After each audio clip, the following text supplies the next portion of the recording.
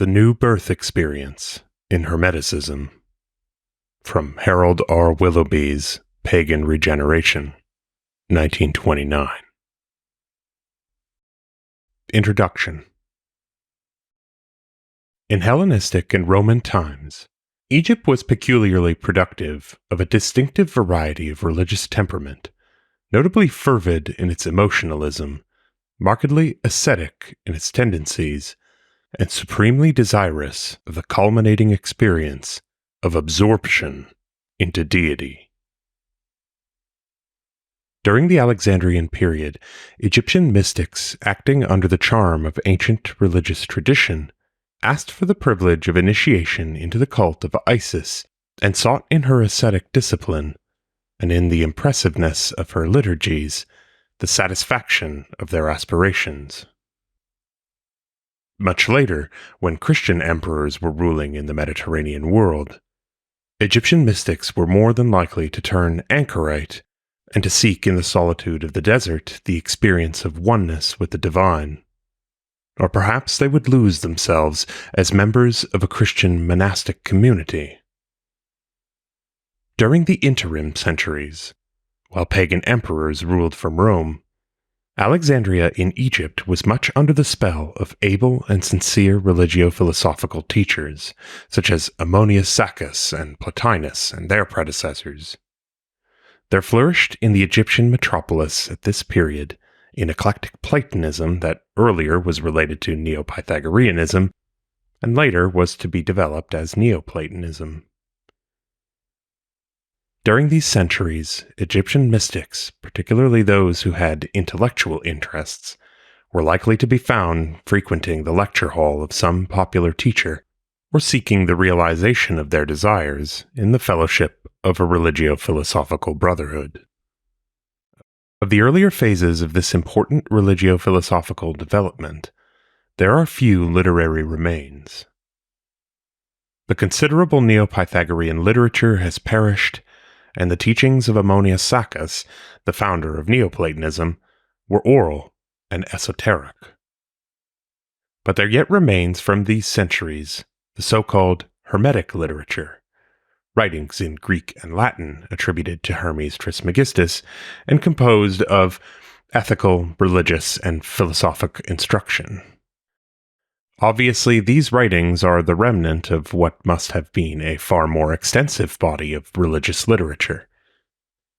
Even in the decimated state in which we know them, they give unmistakable evidence of having been produced at different times and in different communities during the early imperial period.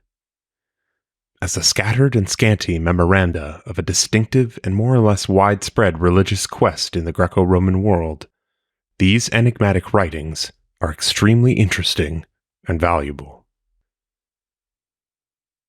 Part 1. The Corpus Hermeticum proper, which is the important section of this literature, includes a collection of 14 tractates, popularly but mistakenly named Poimandres or Pimander, from the dominant first number of the series, together with 3 others grouped under the name of Asclepius. These tractates comprehend a variety of literary types: dialogues, discourses, hymns, prayers, epistles, an apology, and a theophany. But with all this diversity of literary genres, there is a certain unity about the corpus. The writings generally profess to be revelations. On the one hand, they describe what one of the main characters, Hermes or Asclepius or Tat, has seen or learned from his divine father and teacher. On the other hand, a prophet of religion proclaims to men the revelations he has received through his experience with the deity. Viewed as a revelation literature, the Hermetic writings show more of unity than their diversity of literary form would lead one to expect. As to the dates of this literature, the student is faced with an apparent contradiction. The Hermetic literary tradition was a very ancient one, yet the corpus that we know is not definitely attested until comparatively late in Christian times. to Hermes or Thoth as the Lord of Divine Words, native priests in Egypt ascribed the inspiration and authorship of their sacred books, which Greek writers denominated Hermetic, in accordance with this native literary tradition. Plato, Strabo, and Iamblichus vouch for this literary fiction, while Clement of Alexandria and Tertullian, among early Christian writers, are witnesses to the same tradition. It is not until the time of Lactantius, circa 325 AD, however, that we find references and quotations which can be verified by comparison with extant Hermetic works. His appreciative references to Hermes prove the existence, in the early years of the 4th century, of certain surviving numbers of the Corpus, together with other tractates that are now lost. The tone of contemporary references proves that, in Lactantius's day, the Trismegistic writings had considerable vogue. Thus, while the Hermetic literary fiction was pre-Christian and ancient, it was not until the end of the 3rd Christian century that the tractates of our corpus emerged into the clear light of literary history. Most of them were much older than this. Just how much older they were is the problem. In a comparative study of religious phenomena during the earliest Christian centuries, the question of the dating of these documents is one of considerable importance. If, for example, the Hermetic corpus was a 3rd century product and recorded only post-Christian developments, one would hardly be justified to give it consideration in connection with the genesis of early Christianity. Unfortunately, critical opinion concerning the dating of these documents is still in a very chaotic state. By far, the most definite scheme of chronology is that outlined by Richard Reitzenstein in his Poimandres study, where he definitely dates not only the collection as a whole, but also the Poimandres as the earliest of the series. For the dating of this tractate, Dr. Reitzenstein lays special stress on a striking literary parallelism between it and the Shepherd of Hermas. In both instances, a supernatural being appears as a shepherd for the future prophet and pledges to remain with him. On being challenged as to his identity, the quote-unquote shepherd transforms himself before the prophet's eyes and shows him a vision. The parallel is an unusual one, surely, and Dr. Reitzenstein argues that the transformation of the shepherd narrated by the Christian writer is meaningless unless a knowledge of the pagan Poimandres is supposed on his part.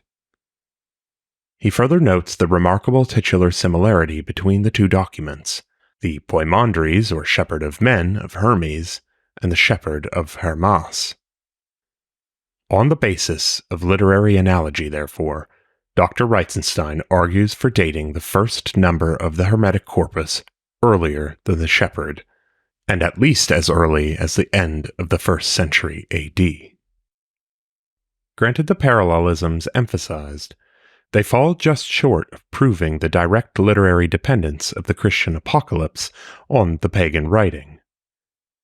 Contact with oral tradition, which was even more characteristic of Hermeticism than of Christianity itself, would be sufficient to explain the peculiar literary phenomena in question. Under the circumstances, literary analogy furnishes an insecure basis for the chronological placement of Poimandres. This uncertainty as to the precise time when Hermetic literature had its beginning raises the further question as to what date may be assigned to the final assembling of these documents. In answer to this question, there is something like an agreement of opinion among scholars that the collection was brought together about the end of the 3rd century AD. It is hardly necessary to detail the reasons for this conviction, but 2 main points stand out. The representation of the sun as the demiurgic orderer of all things, and as a charioteer wearing a rayed crown, suggests a time when the Mithraic cult was at the peak of its influence. Also, the elaborate encomium of kings presupposes a plurality of kings exercising joint authority under one supreme ruler. This corresponds with the arrangement under Diocletian and his colleagues, who ruled from 285 to 305 AD. On the basis of these suggestions, Dr. Reitzenstein concludes that about the time of Diocletian's triumph in AD 302, an Egyptian priest made a compilation of 18 sacred documents, our Corpus Hermeticum, intended to prove to the rulers of the empire that there was nothing in his religion deserving of official suspicion, but that its teachings were calculated to foster loyalty to the empire and its rulers. Whether or not the Reitzenstein chronology for the Hermetic corpus is accepted in detail, the general period that he suggests covering the first 3 Christian centuries is a very reasonable one for the writing and assembling of this literature. As yet, a more probable period for the composition of these documents and their collection into a specific corpus has not been suggested. For our purpose, which concerns the religious needs and experiences of people in the Greco-Roman world, this very general dating is sufficient. Were our problem one of documentary relationships between the Christian and Hermetic literatures, it would be necessary to be much more specific in chronology and to date the various documents quite exactly, as scholarship is not prepared to do at present. Since, however, we are concerned with the altogether more vital problem of religious needs and their satisfaction, it suffices to know that in the 1st century AD, there were people who thought and felt and desired as they are represented in the Hermetic writings. Whatever the date of the writings, Hermetic religion itself was older. A religion is always experienced and lived before it is ever recorded. The back of every religious literature, antedating it by a longer or shorter period, is the religious living of men and women who seek for the satisfaction of vital needs and desires. This general principle aside, however, the Trismegistic literature as it stands bears on its face the marks of its composite and pre-Christian origins. Many of the component elements can be isolated and labeled and dated in a very general way, and a majority of these are definitely known to have been pre-Christian. The whole synthesis gives the impression of being a development that had its beginnings in Hellenistic Egypt, some time before Christianity had its beginnings in Palestine to the north. Its mythology, its literary structure, its magic, and its native reverence for things Egyptian point in this direction. And the combination of these with Greek and Oriental elements is such a product as would come from that religious clearinghouse of the Hellenistic world, the Egypt of the Ptolemies. More precisely, the combination of Stoic physics and Platonic mysticism represented by the Hermetic literature existed in Alexandria at least as early as the philosopher Antiochus, or about 100 BC. The literature itself must undoubtedly be dated considerably later, but even in its present form, it falls securely within the first 3 centuries AD. Part 2. It would be both interesting and useful in this connection to know exactly the component elements and their proportions as they were represented in the conglomerate product of Hermeticism, and by such an analysis to trace the beginnings of this movement back to ultimate sources. What were the various strands of its influence that went into the weaving of this many-colored web? To answer this question accurately, the student must make himself at home in some dozen different thought worlds. One would need to be thoroughly acquainted with the traditional religions of ancient Egypt and the syncretistic religions of the Hellenistic world, with the confused astrology of the Orient and the clear philosophies of classical Greece.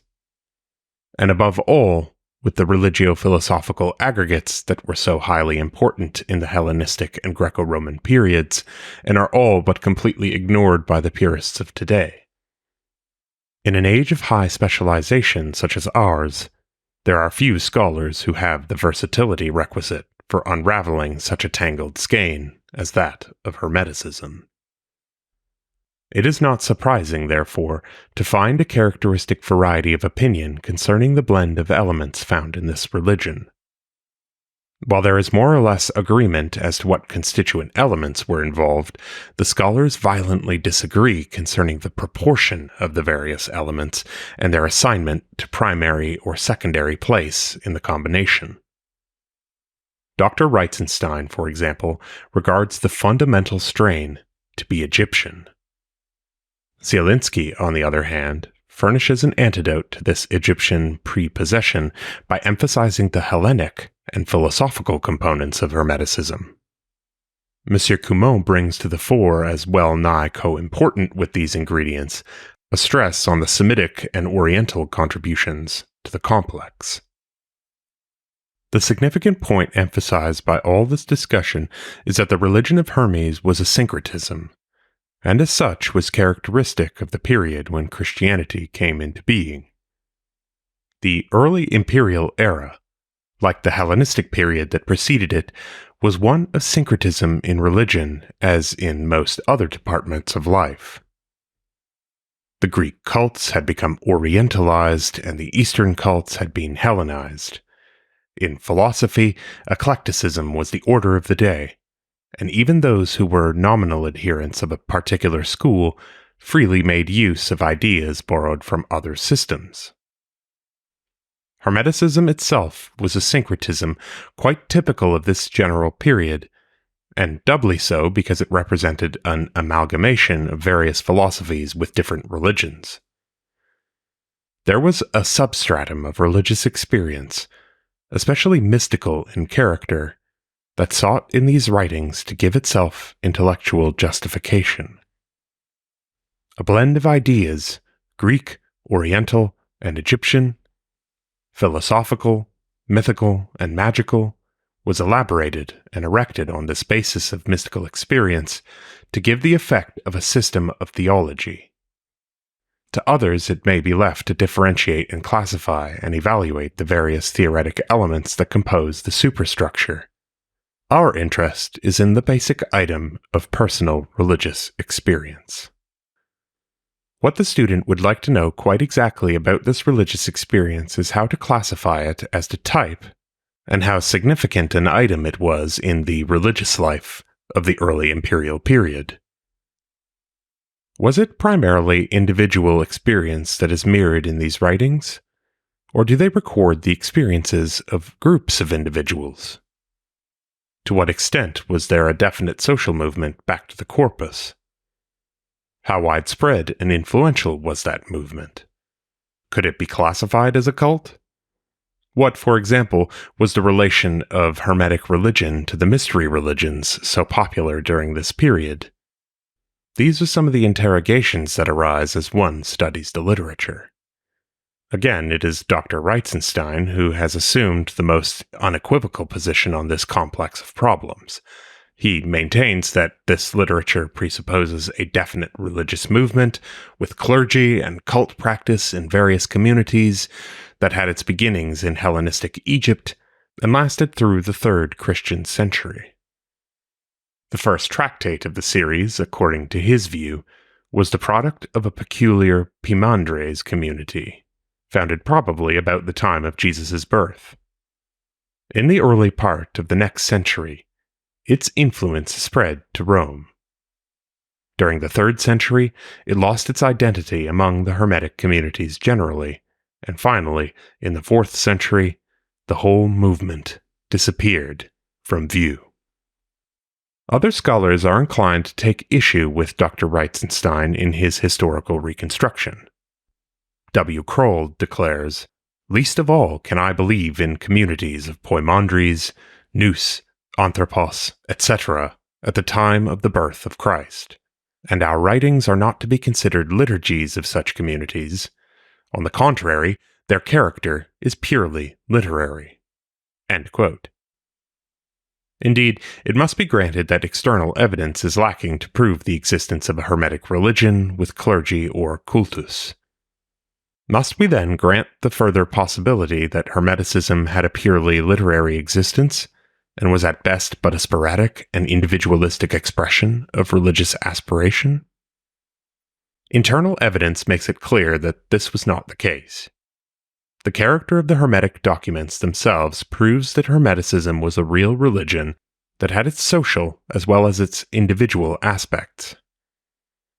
Public preachments as well as private instruction went on in the making of the Corpus Hermeticum, and even the most intimate of the dialogues were framed to include cult remains in the form of hymns and prayers.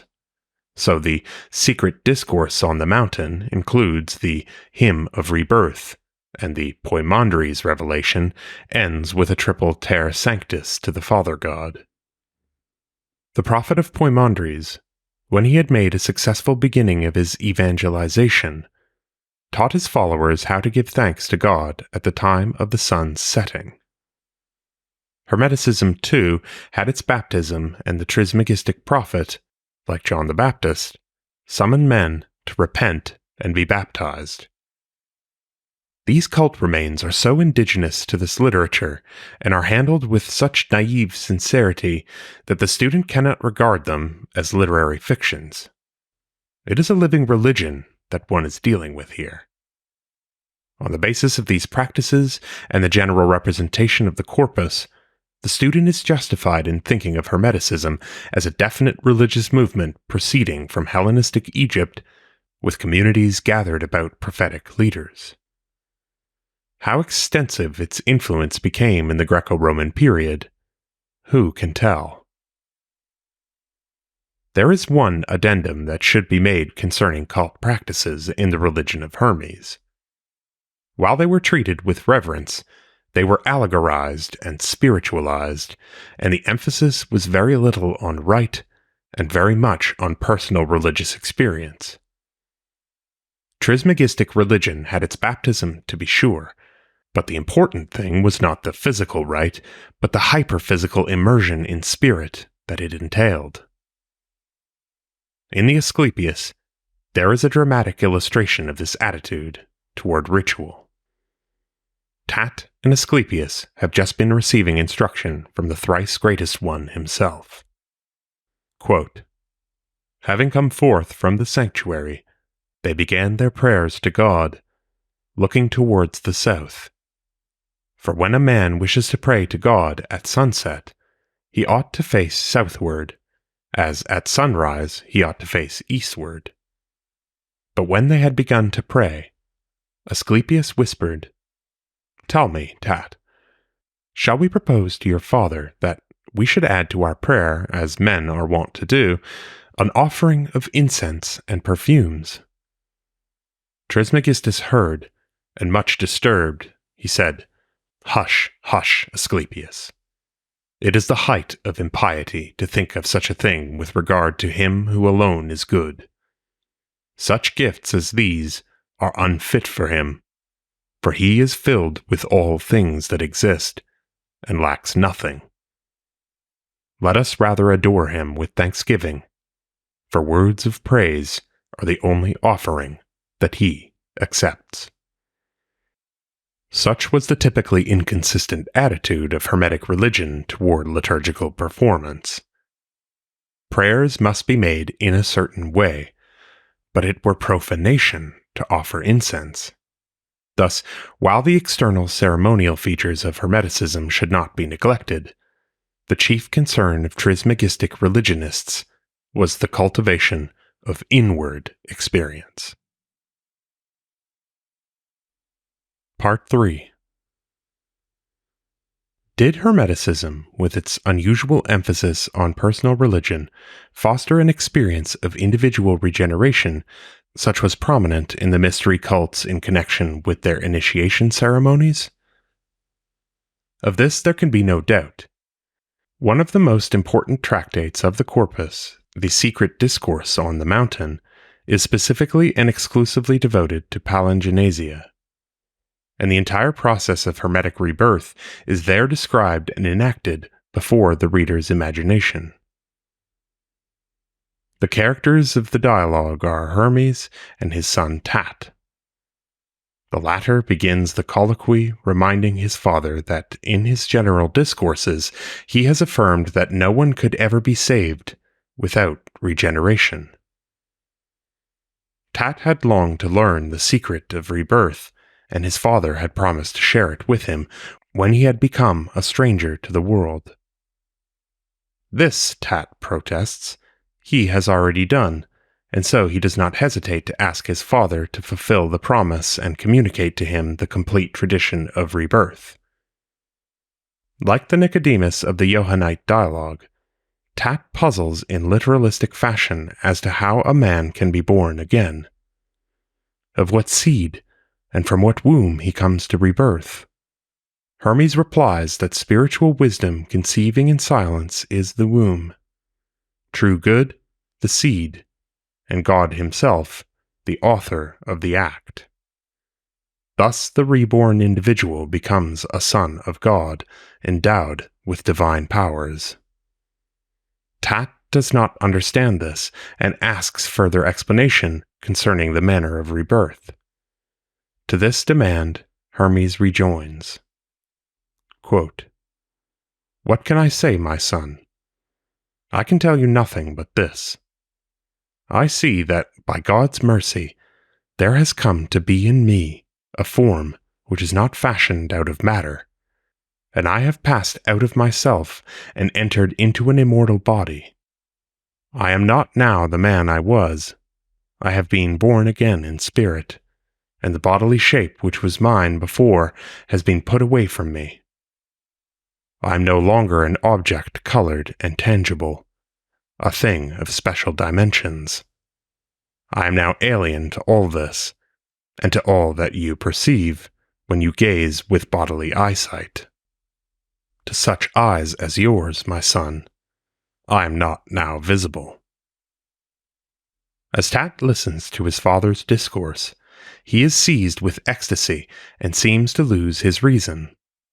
He finds himself confused and speechless, and incapable of thought, even. At last he asks with genuine anxiety if it is impossible for him to realize this spiritual good. Without hesitation, Hermes reassures him on this point. "Heaven forbid, my son. Draw it into you, and it will come. Will it, and it comes to be. Stop the working of your bodily senses, and then will deity be born in you. But if you would be born again, you must cleanse yourself from the irrational torments of matter." The reference to material torments prompts Tat to question as to what they are. In reply, Hermes enumerates 12 evil propensities which are bound up with man's physical nature. They are ignorance, grief, intemperance, sensuality, injustice, avarice, folly, envy, deceit, anger, rashness, and malice. In the picturesque language of Hermes, these evil propensities, and many more of the same tribe, creep through the prison house of man's body, and like torturers, torment the prisoner who is there confined. Hermes concludes, "But when God has had mercy on a man, they depart from him together, one and all, and then is reason built up in him. Such is the manner of the rebirth. And now, my son, speak not, but keep solemn silence. So will the mercy come down on us from God." In the pause that follows, the silence is broken only by the voice of Hermes calling upon the 10 powers of God, virtues all, to come and possess Tat, driving out the evil inclinations of the flesh.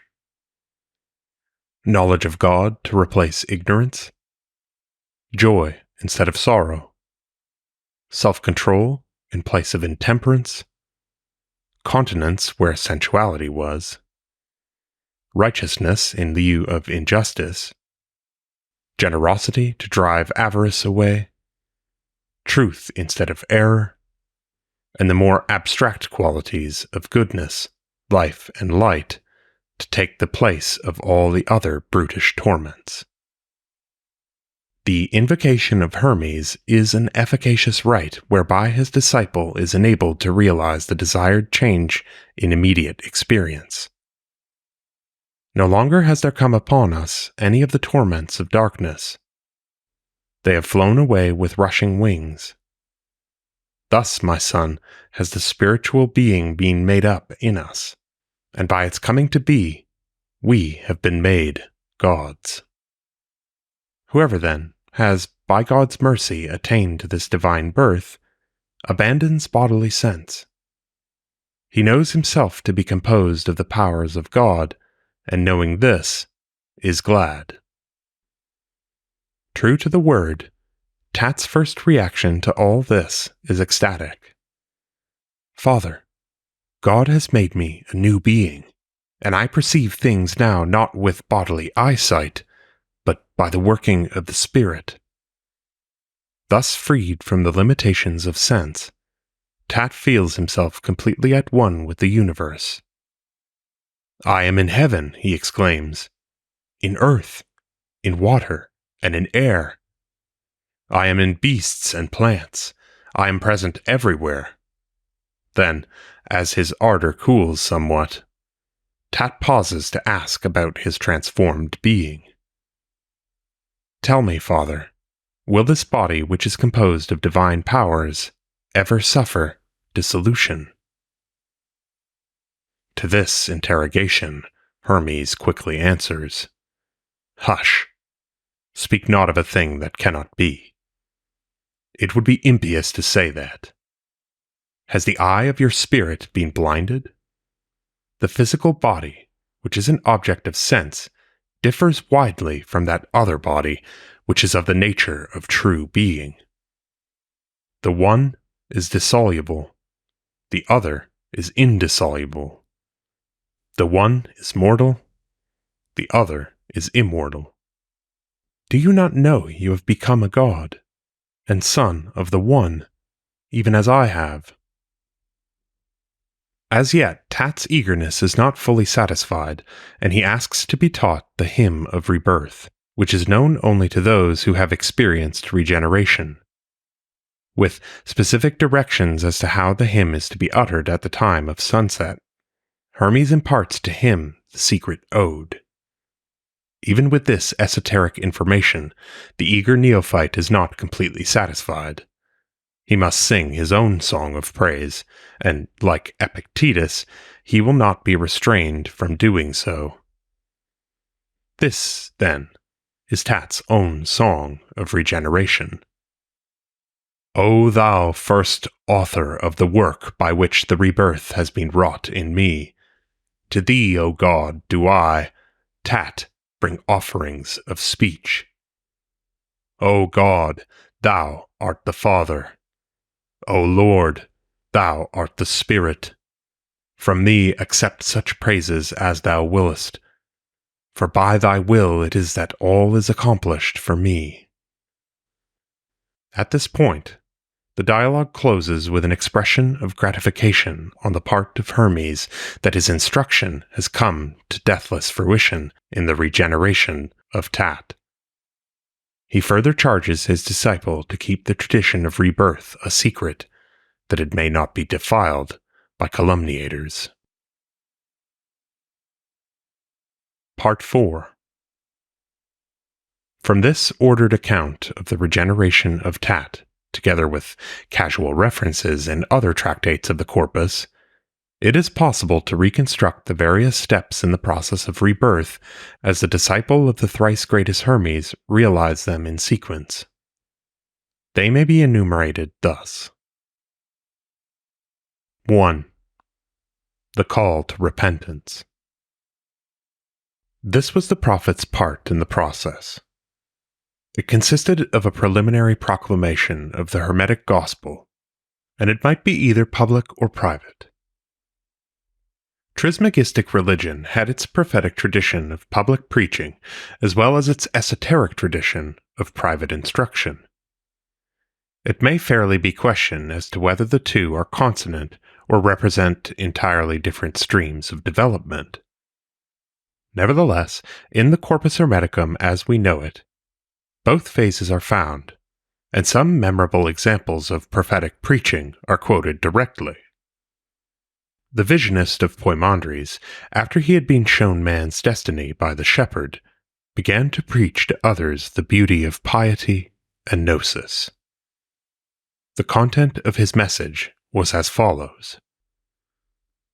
O people, men born of earth, who had given yourselves up to drunkenness and sleep in your ignorance of God, awake to soberness. Cease to be sodden with strong drink, and lulled in sleep, devoid of reason. O men, why have you given yourselves up to death, when you have been granted power to partake of immortality? Repent, you who have journeyed with error, and joined company with ignorance. Rid yourselves of darkness, and lay hold on light. Partake of immortality, forsaking corruption. Entirely similar in content, though even more vigorous and picturesque in language, is the sermon which comprises a whole tractate, the seventh in our corpus. Here, in order to enforce his sermon, the preacher makes free use of figures suggested by life in wine shops and seaports, and also the contrasted pictures of the tombs of the dead and the dwellings of the living. It was in response to such a general proclamation of the Hermetic gospel as this one, wherein the assertion had been made that no one could be saved without rebirth, that Tat sought to learn from his father the secret of the process. 2. Intimate instruction. The second step in the process, private instruction under the tutelage of a quote-unquote father, was far more characteristic of Trismegistic religion than the work of evangelization just noted. This step is represented by the great number of Hermetic documents that remain today, most of them being dialogues between Hermes and Tat or Asclepius. In all of these, there are two characters only, and even in the Asclepius, where, according to the account, Tat and Amun were admitted to the conversation, they did not assume speaking roles, but merely listened to the dialogue. At this stage of the process, the seeker became the disciple, and was allowed to ask questions, but further than this, he did not participate.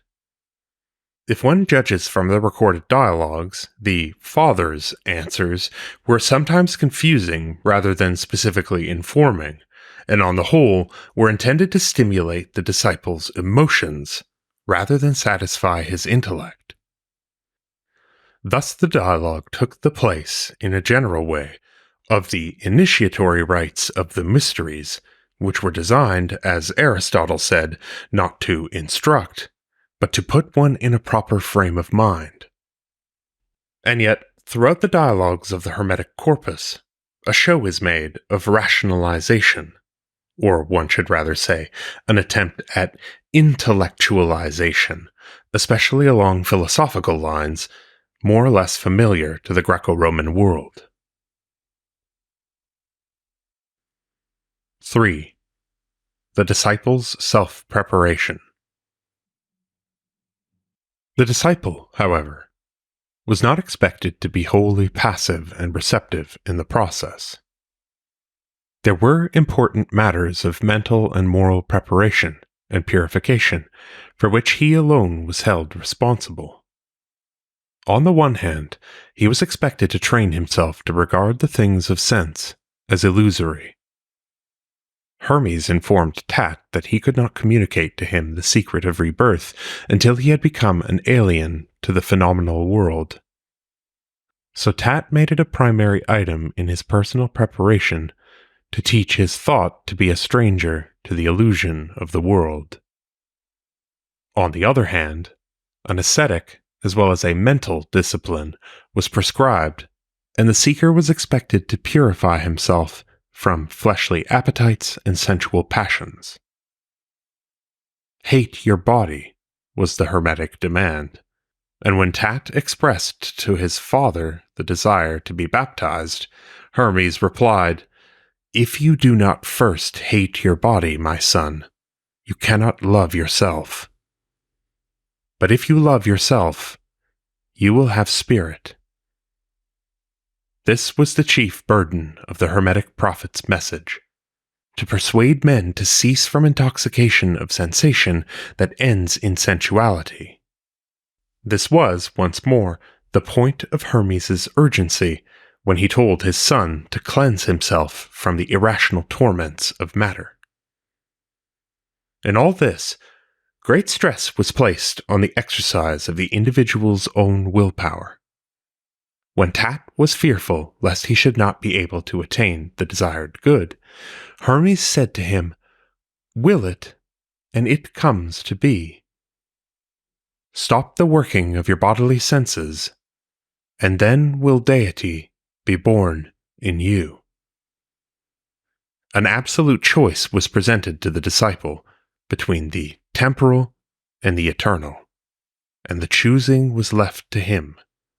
Hermes said, "It is not possible, my son, to attach yourself both to things mortal and to things divine. There are two sorts of things, the corporal and the incorporeal. That which is mortal is of one sort, and that which is divine is the other sort. And he who wills to make his choice is left free to choose the one or the other." From reading certain sections in Trismegistic treatises, one might get the impression that this religion regarded the human will as all-powerful, and that all a man had to do was to will to be reborn, and he would become so. But the Hermeticists did not conceive the process thus simply. Rebirth in this religion, like that in the New Testament, was a birth from above, dependent finally on God's will, not man's. He who was reborn was first begotten of God. 4. Silent meditation. It was a distinctive feature of Hermetic rebirth that it was usually realized in religious meditation, either in solitude or, at most, in the company of one's quote-unquote father. The prophet of Poimandres thus described his own state when there came to him the vision that made him a prophet. "Once on a time, when I had begun to think about the things that are, and my thoughts had soared high aloft, while my bodily senses had been put under restraint by sleep, yet not such sleep as that of men weighed down by fullness of food or by bodily weariness. While he was in this condition, the theophany occurred, followed by the vision of creation. Reviewing the experience, he wrote of it afterward, "My bodily sleep had come to be sober wakefulness of soul, and the closing of my eyes, true vision, and my silence, pregnant with good, and my barrenness of speech, a brood of holy thoughts." In his case, apparently, meditation ended in downright sleep, and the vision was a dream. Silence on the part of the subject was considered essential for the realization of rebirth. "Then only will you see the vision when you cannot speak of it," said Hermes to Tat, "for the knowledge of it is deep silence and suppression of all the senses." There is something almost magical about the way silence figured in the Hermetic process of regeneration. It will be recalled that this was the final caution of Hermes to his son before the latter realized the experience of rebirth. "Speak not, but keep solemn silence. So will the mercy come down on us from God." Silence was a sine qua non in the Hermetic process. 5. What was the outcome and experience of all this hushed stage setting? In a word, it was ecstasy. Partly self-induced, partly the reaction from the Father's discourse. There was real agony of spirit in Tat's incoherent speech, uttered under the stress of emotion aroused by Hermes' words. Father, you have driven me to raving madness. You have reduced me to speechless amazement. I must indeed have gone mad, Father. I've lost the wits I had. I thought your teaching had made me wise, but when you put this thought before me, my senses are stopped up. But in the recorded experience, these disquieting emotions, due to a perfectly natural mental confusion, ended finally in an ecstasy of very different order, an exalted sense of harmony with the universe, so that Tat could exclaim that he felt himself in heaven, on earth, in water, and everywhere. This was a carefully cultivated emotionalism, to be sure, yet it was emotionalism of a refined sort. There was nothing crudely physical about it, nor did it tend to harmful excess. It was a highly attenuated mental emotionalism induced by meditation and quiet conversation.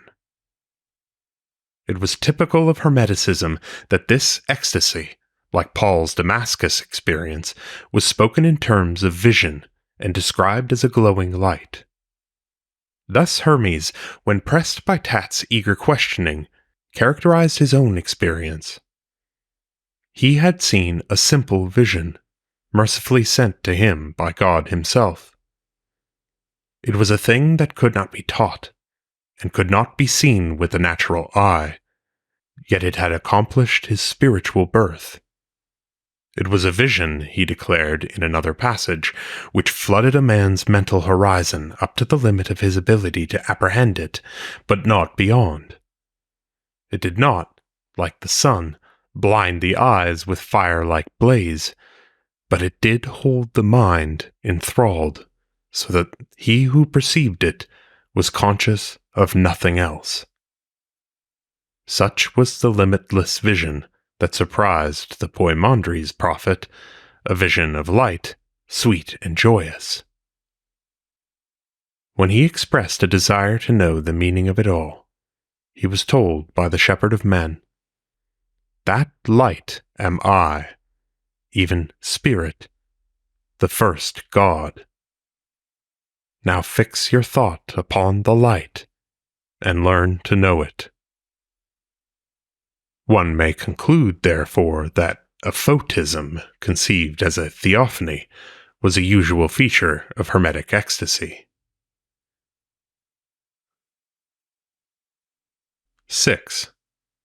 The interpretation of this experience. It is exceedingly important to know how the followers of Trismegistic tradition interpreted this overflow of emotion. What central significance did it have for them? Nothing was more central than this. It meant a special spiritual endowment that added a new element to man's very being. In Hermetic terminology, this new element was nous, the spirit of Trismegistic religion. The natural man had no share in spirit, which was a special divine gift that God had willed to set up among men as a prize. The spirit, as Hermes said plainly to Tat, was the very essence of God himself, inseparable from his being and inherent in it as light is in the sun.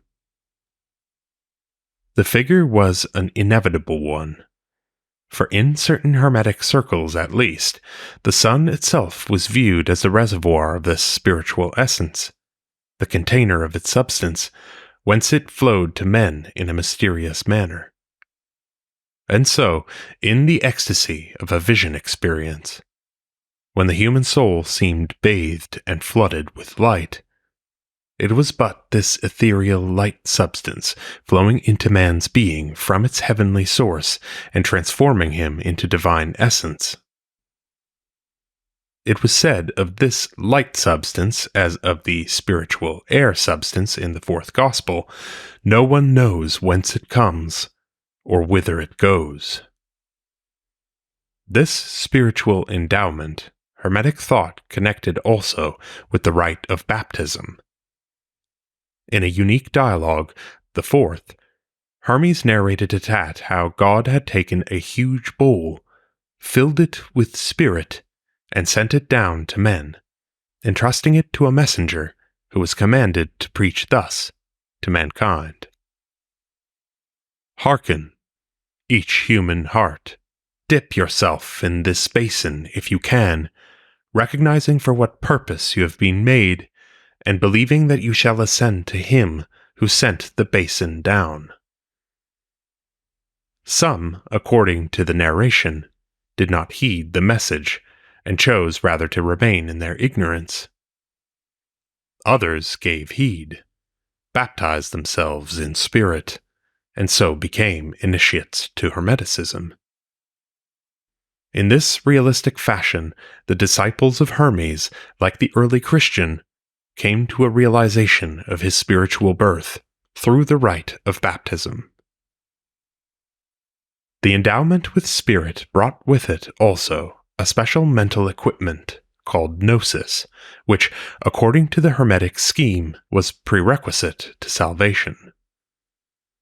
And this alone, even the knowledge, gnosis, of God, is man's salvation, declared Hermes. This is the ascent to Olympus, and by this alone can a soul become good. The very first event mentioned in Tat's regeneration was the driving out of ignorance by the gnosis of God. Such knowledge was not the result of sense perception and reason. It stood in contrast to them. Rather, it was a special mental enlightenment, the gift of God, which freed men from the illusions of sense and gave them insight into reality and the purpose of existence. In this way, the Hermeticist interpreted the mental emotionalism of his religious experience as endowment with spirit and equipment with gnosis. 7. The results of Hermetic regeneration.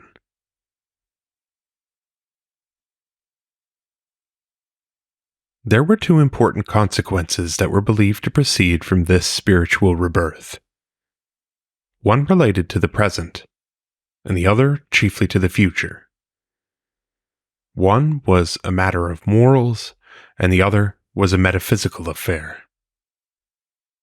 In the first place, Hermetic rebirth meant the moral purification of the individual. He was reborn ethically as well as essentially. In the account of Tat's regeneration, this was represented as the conquest of a horde of vices by an all but equal number of virtues.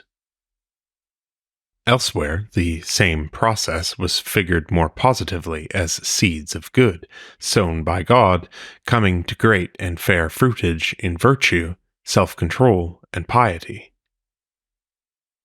In the moral life of the regenerate, the spirit was given a notable role to play as the physician of the soul.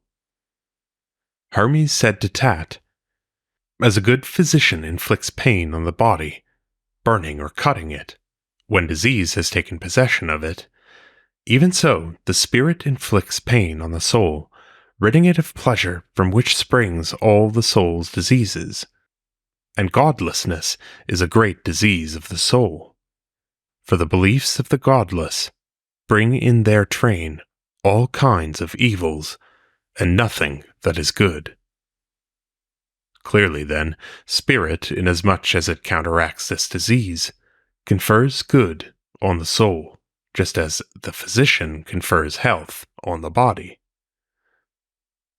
According to the Hermetic view, those who had no share in this divine endowment centered all their thoughts on the pleasures of the body and its appetites, in the belief that, for its sake, men came into being. They became wicked and depraved, envious and covetous, murderous and impious. To them, an avenging demon was always present, ever adding torment to insatiable desire. But to the holy and good, the pure and merciful who live piously, the Spirit was ever present to help them win the Father's love by their upright lives. The disciple of Hermes said of his nous, as the disciple of Paul would have said of his pneuma. A man can escape from wickedness if he has the Spirit in him. On its metaphysical side, Hermetic rebirth involved nothing less than deification. This is the good. This is the consummation for those who have got gnosis. They enter into God. This was the last word of the Shepherd of Men to his prophet before giving him his commission. Hermeticism emphatically maintained that it was perfectly possible for man, even while residing in the human body, to become deified. With this exalted thought of possibilities within human reach, the Hermetic thinker was almost inclined to respect man more highly than the gods. While none of the gods left their heavenly spheres to come down to earth, man, without leaving earth, could ascend to heaven and make himself divine. Such was the power of his ecstasy. We must not shrink from saying, Hermes concluded, that a man on earth is a mortal god, and that a god in heaven is an immortal man. So far as the future was concerned, divinization meant immortality also.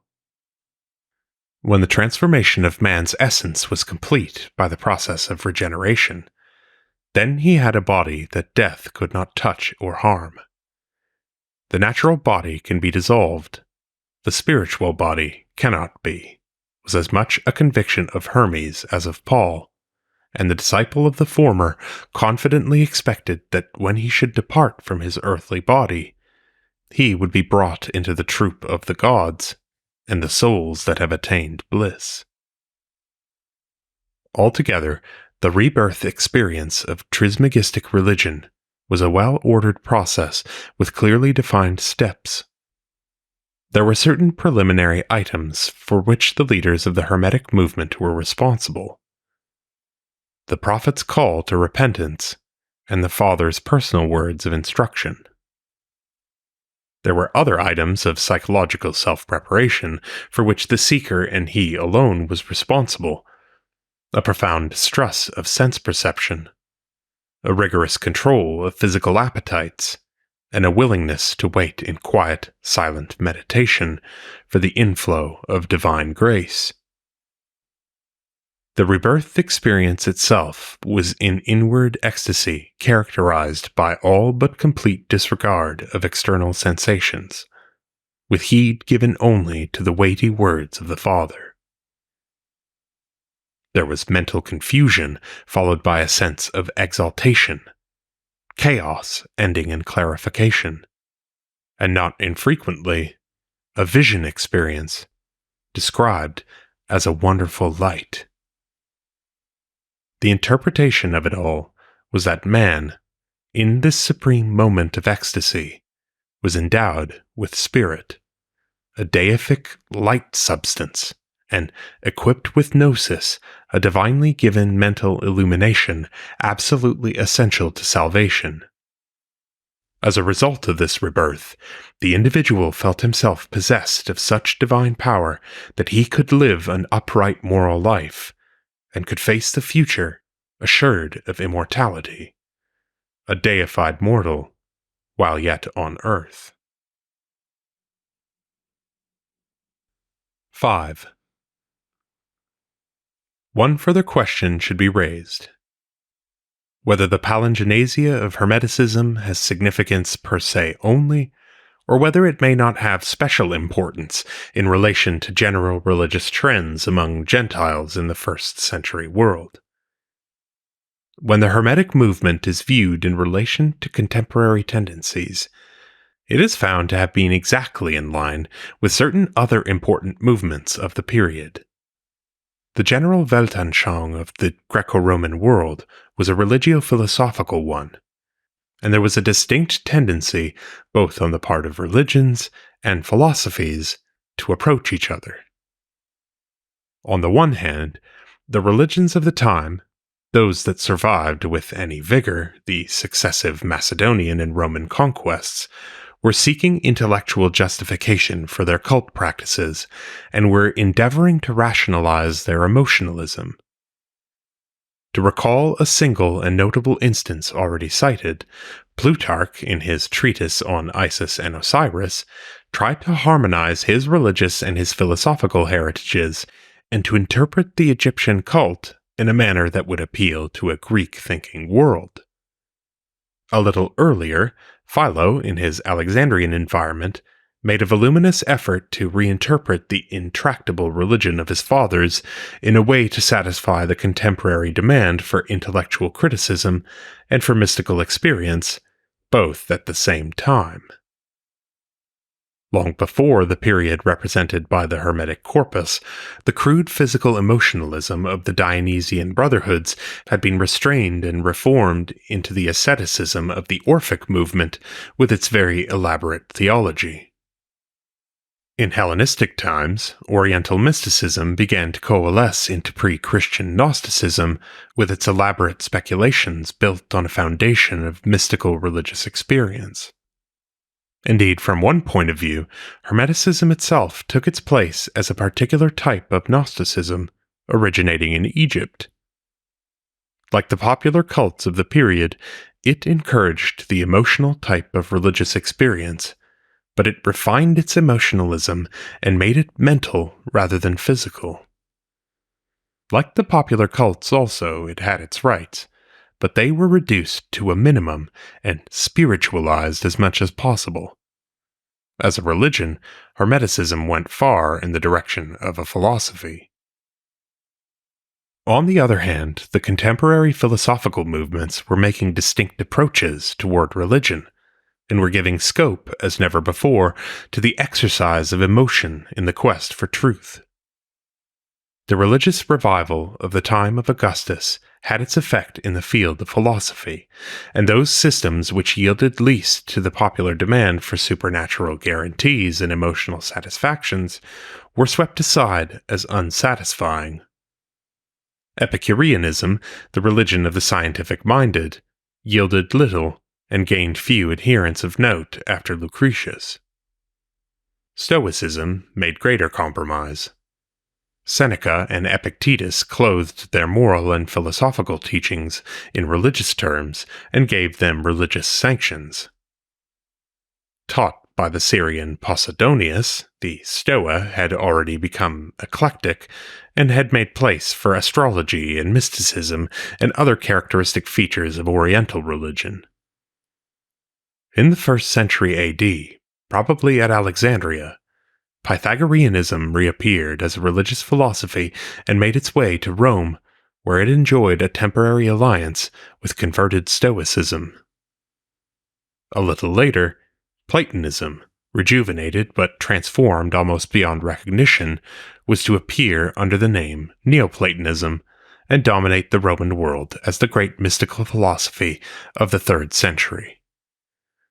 In such a thought world as this, the religion of Hermes held its place somewhere between cult and philosophy, at the point where these two strong tides flowing in opposite directions met and became one. Its thought content was an eclectic conglomerate, but completely infused with the religious spirit. Its thought content was an eclectic conglomerate, but completely infused with the religious spirit, and its feeling content was of an intellectualized variety. Thus the rebirth of Hermeticism, important per se, is even more significant as an example of the type of mystical experience encouraged by the religio-philosophical movements of the Roman world.